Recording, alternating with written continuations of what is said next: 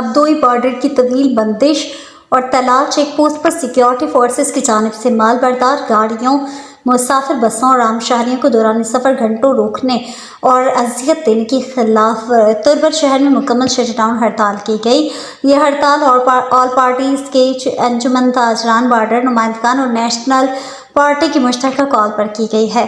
تربت شہر کے تمام کاروباری مراکز، دکانیں، مارکیٹیں اور تجارتی ادارے مکمل طور پر بند رہے۔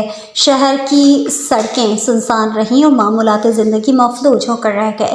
بارڈر نمائندگان کا کہنا ہے کہ ابدوئی بارڈر کی بندش نے مقامی معیشت کو تباہی کے دہانے پر پہنچا دیا ہے۔ مقامی تاجروں نے کہا ہے کہ بارڈر کی بندش سے سینکڑوں خاندان متاثر ہو رہے ہیں۔ طلال چیک پوسٹ پر شہریوں کو غیر ضروری طور پر گھنٹوں روکنا ان کے بنیادی حقوق کی خلاف ورزی ہے۔ آل پارٹیز کیچ نے حکومت سے مطالبہ کیا ہے کہ بارڈر فوری طور پر کھولا جائے، چیک پوسٹ پر شہریوں کے ساتھ ناروا سلوک بند کیا جائے۔